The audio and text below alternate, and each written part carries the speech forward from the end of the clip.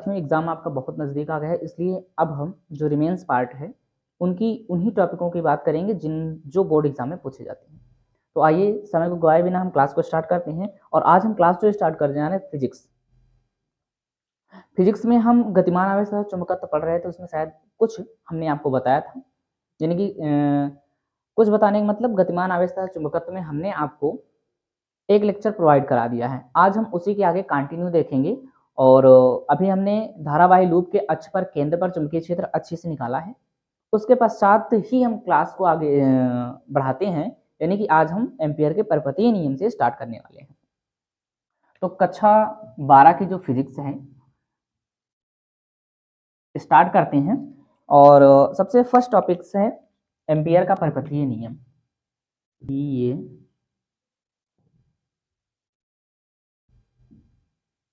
नियम सबसे पहले हम एक बंद वक्र लेते हैं। ठीक है, क्या लेते हैं? बंद वक्र। ध्यान से देखिएगा, एम्पियर के परिपथीय नियम के लिए सबसे पहले हम एक बंद वक्र लिए। ठीक है, इस बंद वक्र की जो त्रिज्या है वो r है। बंद वक्र के केंद्र से r दूरी पर, ठीक है, इसकी डिस्टेंस यहां से लेकर यहां तक r है। और इस बंद वक्र के चारों ओर एक चुंबकीय क्षेत्र है।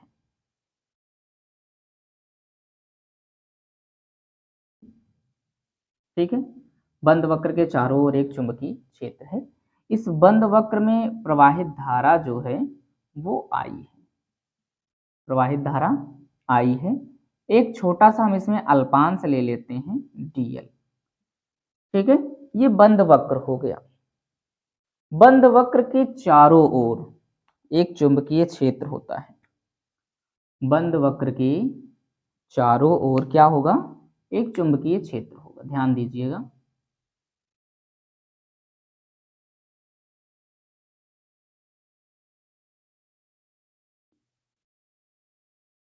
एक बंद वक्र ले लिया और इस बंद वक्र के चारों ओर एक चुंबकीय क्षेत्र हमने दर्शा दिया। ठीक है, ये चुंबकीय क्षेत्र है और ये बहने की दिशा है। धारा I इसमें क्या हो रही है? प्रवाहित हो रही है।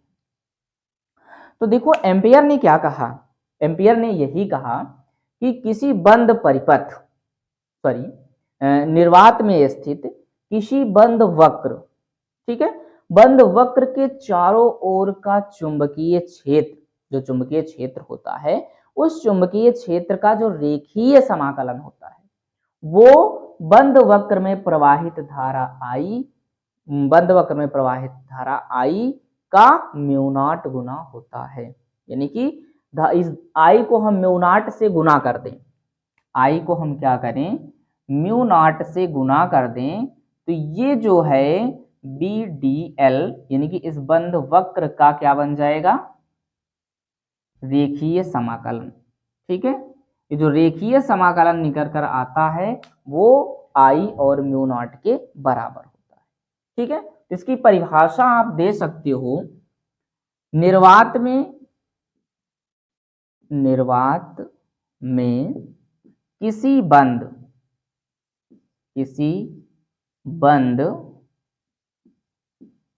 वक्र के चारों ओर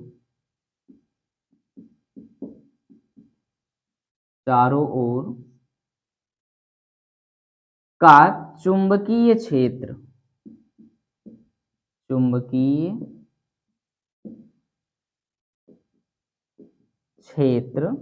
का रेखीय समाकलन,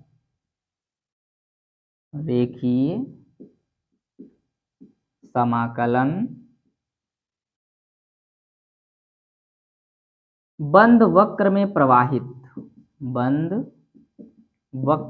प्रवाहित धारा I का म्यू नॉट गुना होता है।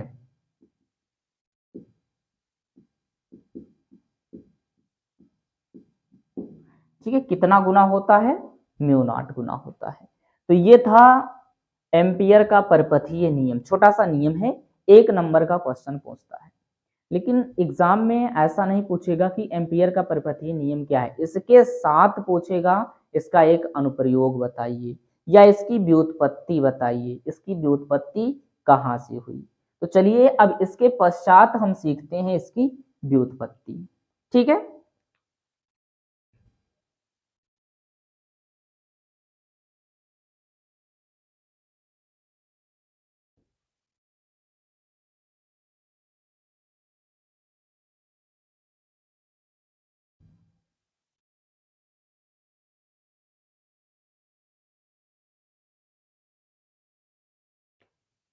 चलिए आइए इसकी हम व्युत्पत्ति देखेंगे।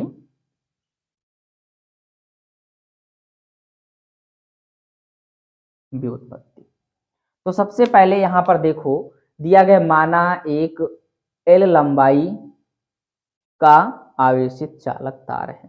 ठीक है, असीमित तार है जिससे आर दूरी पर एक चुंबकीय क्षेत्र बी है।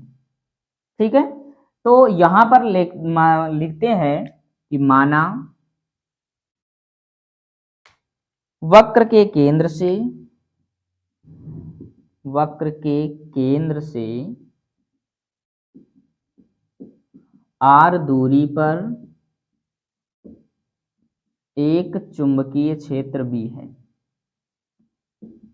चुंबकीय क्षेत्र बी है जहां चुंबकीय क्षेत्र की तीव्रता होगी।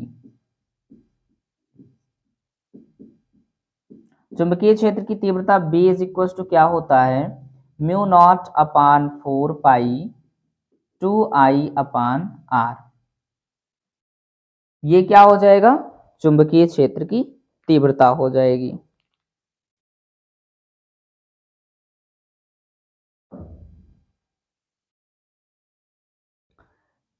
अब अभी हमने क्या कहा कि इसका जो रेखीय समाकलन आता है, इसका हम क्या कर दें, रेखीय समाकलन कर दें।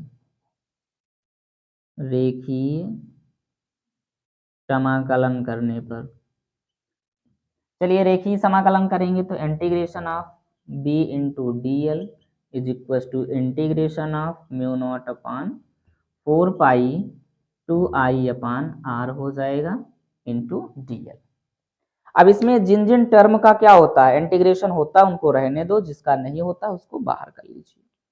तो यहां से हम b को बाहर कर लेते हैं dl, और इधर क्या बचा, म्यू नॉट अपान 4 पाई, ध्यान दीजिएगा, और क्या है 2I अपान आर।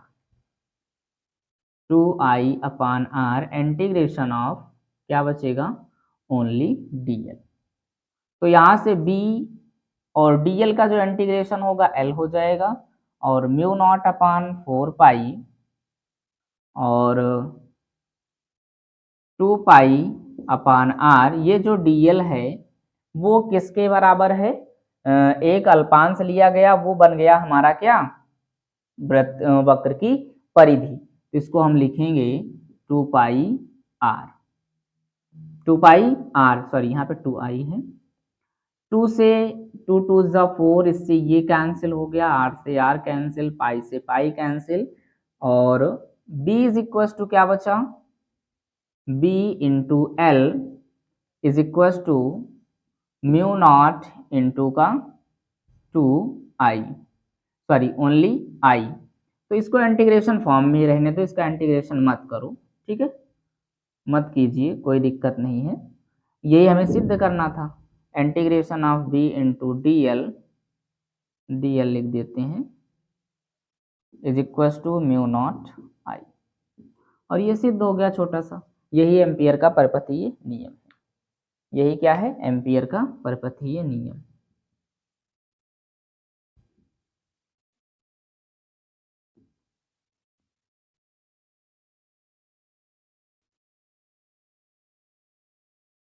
यही हमारा एम्पियर का परपथीय नियम आ गया। देखो बहुत इजी है और मोस्ट इम्पॉर्टेंट है।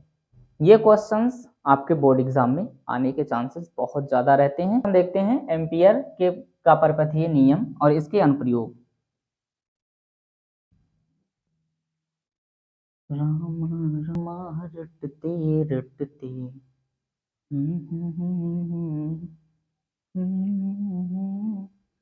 फिगर यही रहने देते हैं और यही फिगर से हम आपको समझा देते हैं।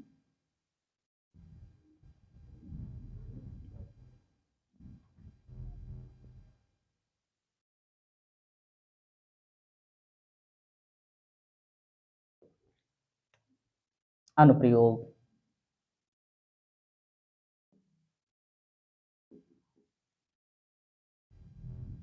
फर्स्ट है सीधे लंबे तार पर चुंबकीय क्षेत्र। अनुप्रयोग में क्या है? सीधे लंबे आवेशित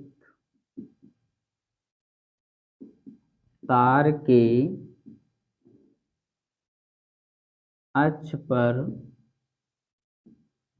चुंबकीय क्षेत्र। सीधे लंबे आवेशित तार के अक्ष पर चुंबकीय क्षेत्र ज्ञात करना है। तो अब देखो, मान लो ये एल लंबाई का तार जो लपेटा हुआ है, इसमें फेरों की संख्या सीधा तो हम ले नहीं सकते 20-25 मीटर का, इसलिए हम क्या करेंगे, छोटा सा लेंगे, सॉरी उसको हम किसी कॉइल पे लपेट लेते हैं। तो लपेटा गया ये इस प्रकार से, ठीक है। तो अब जब लपेट दिया गया है तो हम यहां पर देखेंगे क्या, इसमें फेरों की संख्या मान लेते हैं एन है, ठीक है, और एल लंबाई का तार इसमें लपेटा गया है, ठीक है। तो यहां से हम लिखेंगे माना कोई एल लंबाई का आवेशित तार है, आवेशित तार है जिसमें प्रवाहित धारा, जिसमें प्रवाहित धारा आई है,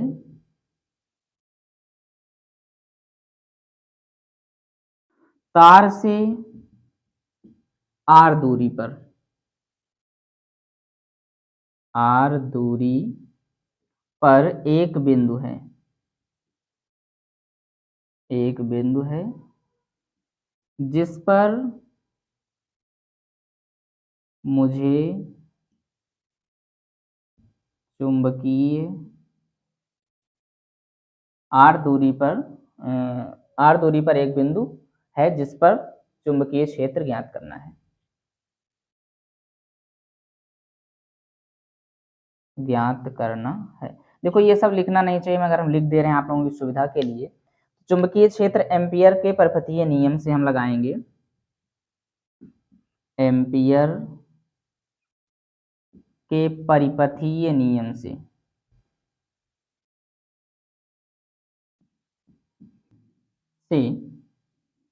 देखते हैं हमारे पास क्या हो जाएगा। एम्पियर के परिपथीय नियम से integration of v into D L is equal to mu naught I होता है, ठीक है। अब यहां से देखो b का तो इंटीग्रेशन होगा नहीं, b को हम बाहर कर लेते हैं, dl हो जाएगा और ये म्यू नॉट आई हो जाएगा। dl क्या है? dl एक अल्पांश है और छोटे छोटे छोटे छोटे कई अल्पांश मिलकर क्या बना लेंगे, इस वक्र की परिधि बना लेंगे।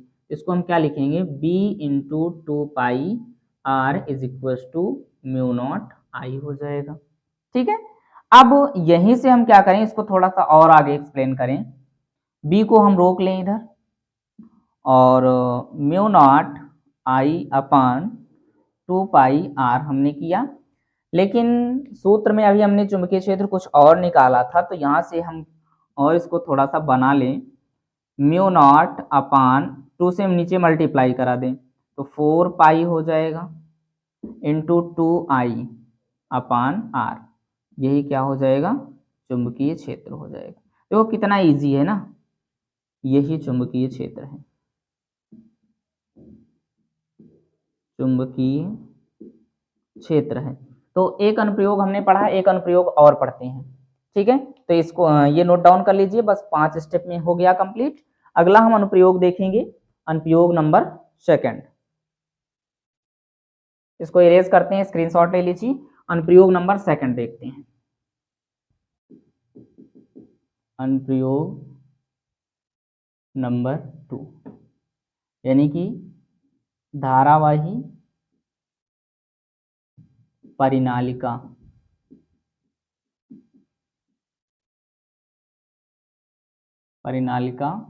के अक्ष पर चुंबकीय क्षेत्र।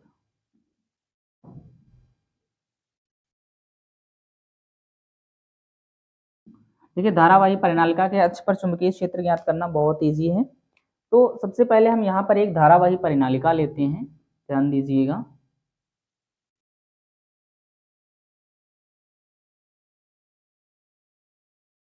ये हमारे पास एक धारावाही परिनालिका है।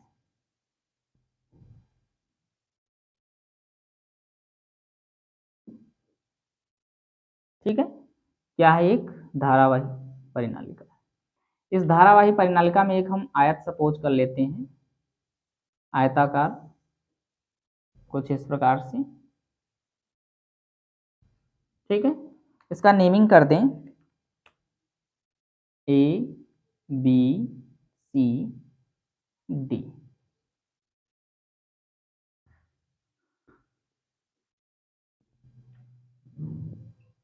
ए से कुछ, तो सबसे पहले देखो ये क्या है, धारावाही परिनालिका के अक्ष पर चुंबकीय क्षेत्र ज्ञात करने के लिए सबसे पहले इसमें क्या क्या चीजें हम मान लेते हैं। ठीक है, इसमें जो प्रवाहित धारा है वो हम सपोज कर लेंगे ये धारावाही परिनालिका हो गई।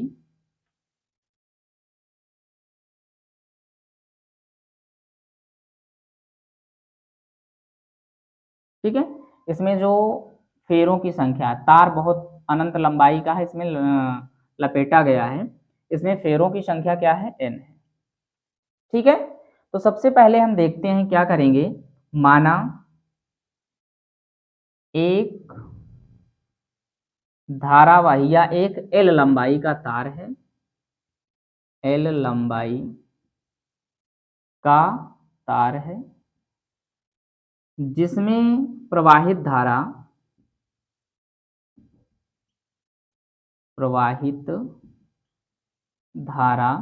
आई है। तार से r दूरी पर एक बिंदु है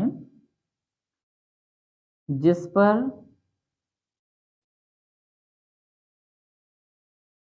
चुंबकीय क्षेत्र ज्ञात करना है। चुंबकीय क्षेत्र ज्ञात करना है।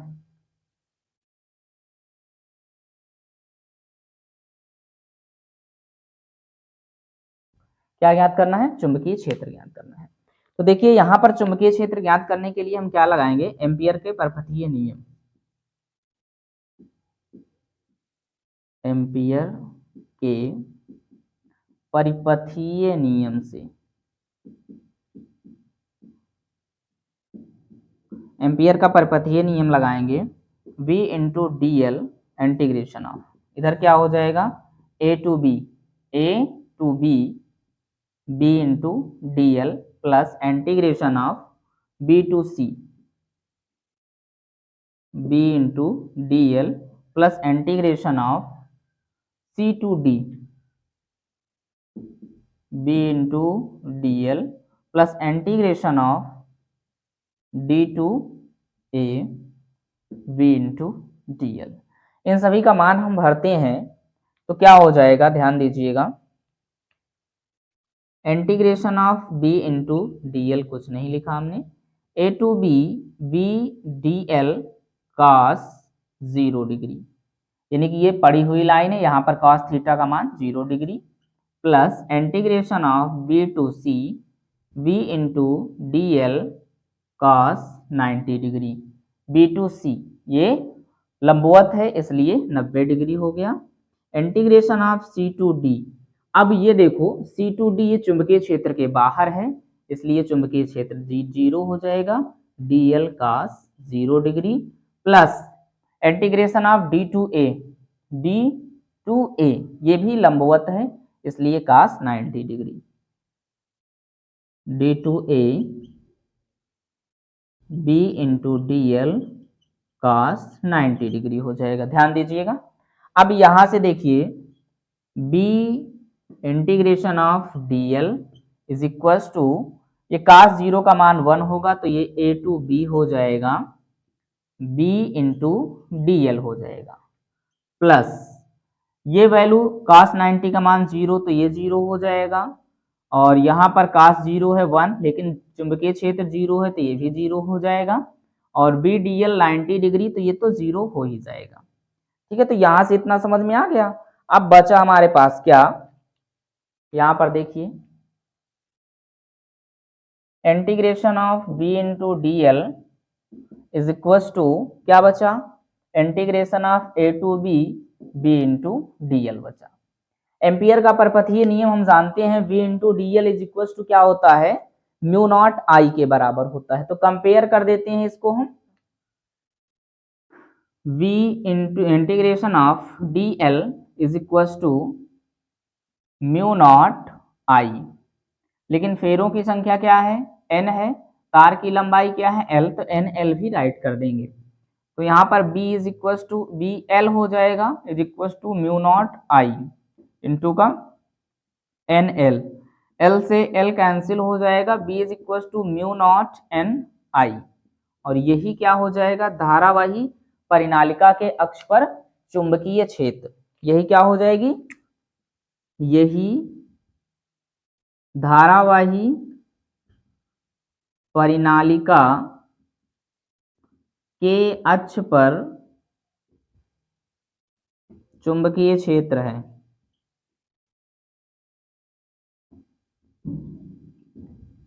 ठीक है, तो अभी हमने क्या पढ़ा, अनुप्रयोग पढ़ा, धारावाही परिनालिका की अक्ष पर अनुप्रयोग। तो इसका स्क्रीनशॉट ले लीजिए, अच्छे से ये सब तैयार कर डालिए, क्योंकि ये सब बोर्ड एग्जाम में पूछे जाते हैं और बहुत ही अच्छा है। कुछ भी नहीं किया है, कुछ स्टेप्स पे आप देख लीजिए, कोई भी दिक्कत नहीं होगी यहाँ पर। तो अभी तक हमने क्या पढ़ा, एम्पियर का परपथीय नियम और उसके अनुप्रयोग। तो आज की क्लास में बस इतना ही, हम मिलेंगे नेक्स्ट वीडियो में और नई रणनीति के साथ, जो कि केवल बोर्ड एग्जाम में पूछे जाते हैं। एग्जाम ओरिएंटेड टॉपिक्स लेकर आएंगे और एग्जाम से रिलेटेड ही क्वेश्चंस बताएंगे जो एग्जाम में पूछे जाते हैं। अब सारी गाथा हमें पढ़ने की आवश्यकता नहीं है। ठीक है, तो वीडियो में यहाँ तक बने रहने के लिए आप सभी लोगों का धन्यवाद।